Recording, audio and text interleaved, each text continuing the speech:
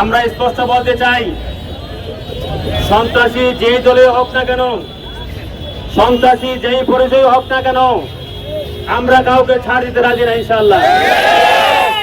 একটি জনগোষ্ঠী যেইভাবে বক যাচ্ছি শুরু করেছে,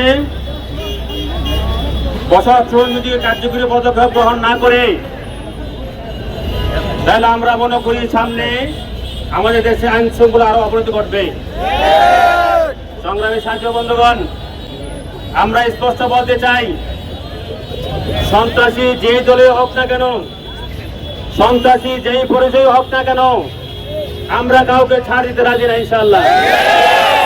আজকে আমার ঢাকা মিরপুরে, আমার ঢাকা চকবাজারে আমার ব্যবসায়ী ভাইকে যেইভাবে নিম্নভাবে পাথর মেরে হত্যা করা হলো, যে ভাইয়েরা হত্যা করেছে আমরা তাকে ভাই বলতে ঘৃণা লাগে।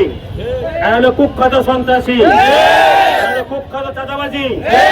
এরা যুবদলের নাম করে আমাদের দেশে একটা নৈরাজ্য সৃষ্টি করবেন। আর কোনো কথা বলতে গেলে আপনারা আমাদেরকে খোঁচা মারবেন, আপনারা তা বরদাস্ত করব না।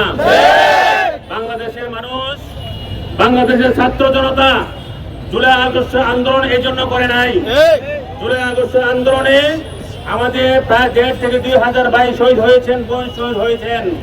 আমাদের 20 থেকে 30,000 ভাই বোনেরা আহত হয়েছেন। আমাদের জুলাই আগস্ট আন্দোলনে এখনো আমাদের আহত ভাইয়েরা বিভিন্ন হাসপাতালে কাটাচ্ছে, এখনো সুস্থ পরিপূর্ণ হতে পারছে না।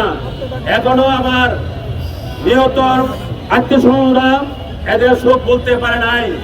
1 বছর যেতে না যেতেই আবার নব্য ফেসিস্ট তৈরি হবেন, যুবদলের নাম দিবেন, ছাত্রদলের নাম দিবেন, বিভিন্ন নাম দিয়ে আপনারা ভয়ভীতি সৃষ্টি করবেন। আমরা এই ভয়ভীতিকে ছিন্ন করে ফেলবো ইনশাআল্লাহ। এই ভয়ভীতি রক্ত চোখে উপেক্ষা করে যদি আবার কোনো ভাই আমার অন্টাবে আমার ভাইয়ের কোনো আঘাত করা হয়, যদি কোনো ছাত্র বেরোবে আঘাত করা হয়, কোন ব্যবসায়ী বেরোবে আঘাত করা হয়, আমরা অবশ্যই তার জবাব দেবো ইনশাআল্লাহ।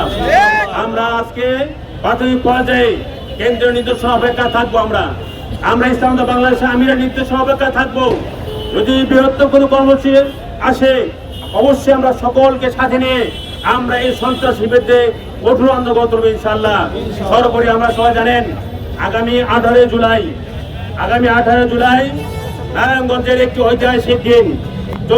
18 জুলাই আমরা এই নারায়ণগঞ্জ চত্বরে একটি মর্মান্তিক ইতিহাস রচিত হয়েছে সবাই জানেন। আমরা স্বৈরাচারের বিরুদ্ধে 18 জুলাই নারায়ণগঞ্জে আমরা সমস্ত বাতিলের সমস্ত সন্ত্রাসীদের উপেক্ষা করে ছাত্র জনতার সাথে মিলেমিশে আমরা এই আন্দোলন শরীক হয়েছিলাম। তাছাড়া আমরা 18 জুলাই দেখেছি আমাদের অনেক ভাই নিহত হয়েছেন, শত ভাই আমাদের আহত হয়েছিলেন। ওই 18 জুলাইকে আমরা বুকে ধারণ করে 18 জুলাই আমরা আমাদের ইসলামাবাদ বাংলাদেশের আমির এবং জুলাই আগস্ট আন্দোলনের অন্যতম অভিভাবক বীর সাহেব চরমনাই নারায়ণগঞ্জে আসবেন। নারায়ণগঞ্জে এসে নারায়ণগঞ্জবাসীকে শান্তির বার্তা দিবেন, সন্ত্রাস মুক্ত, চাঁদাবাজ মুক্ত নারায়ণগঞ্জ গড়ার জন্য আমাদেরকে উৎসাহ দিবেন, শক্তি যোগাবেন। এই জন্য আগামী 18 জুলাই আমরা বৃহত্তম কর্মসূচি অপেক্ষা থেকে আগামী 18 জুলাই ঐতিহাসিক ডিএডি চত্বরে আমাদের বিশাল সমাবেশ হবে। সকলকে শহীদ আহ্বান জানিয়ে সকলে আমরা মোনাজাত করে সুন্দরভাবে সুশৃঙ্খল জায়গায় চলে যাবো ইনশাআল্লাহ। আমরা সকলে চোখ কান খোলা রাখবো যাতে করে কোনো দুষ্কৃতকারী আমাদের আঘাত আনতে না পারে।